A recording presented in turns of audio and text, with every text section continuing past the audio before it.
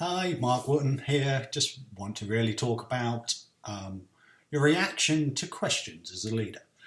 There's a thing called the drama triangle, which quite nicely sets this in a pictorial format. So you have the aggressor at the top of the triangle, you have on the bottom left, you would have a helper, and on the bottom right, you'd have a victim. And normally, as leaders, you like to feel helpful.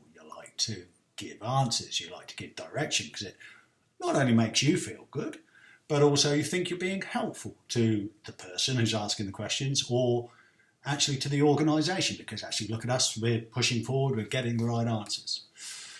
However, if you give answers to every single question which somebody comes and asks you, you become the helper.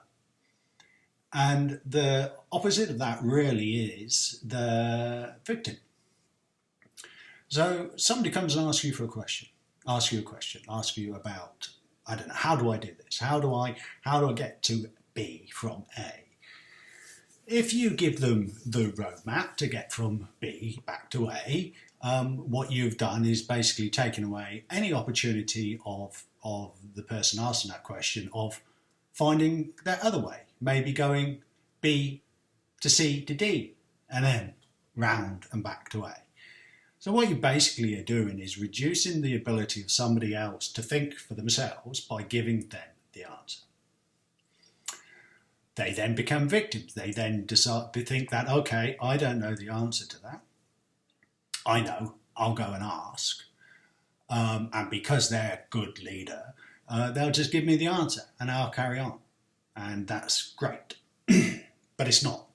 Because actually what it does do is a number of things. It reduces people's capacity to think for themselves and come up with their own ideas. But it also creates a sense of aggrievousness from the person asking the question. Because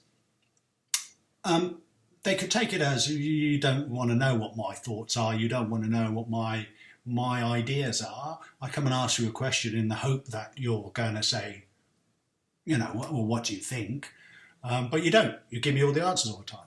So what's the point? What's the point of me thinking for myself? So what should we do? Well, clearly you shouldn't ignore every single question with not give you answers, because there's some circumstances where it's a simple answer or actually you need to make a decision. So this isn't a one rule for everything. But most of the time, you could respond with another question. You could turn around and say, okay, so what do you think? What do you think you should do? What do you think I would tell you to do?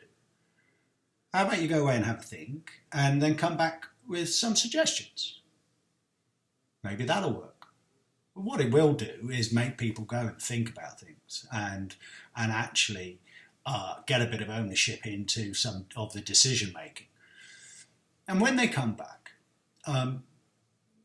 normally the first answer isn't necessarily the best answer. And I love the or question, the AWE, or question, which basically is and what else? So somebody comes to you, says, can you help me do this? Okay, what would you do? Go away and have a think, come back and see. They come back and talk to you again and they say, well, I think we maybe do this. Okay, that's great. And what else? And what else? And what else? And get people to think of multiple solutions. It may be work. It may not. They may turn around and go, you know what, just tell me the bloody answer. But give it a go.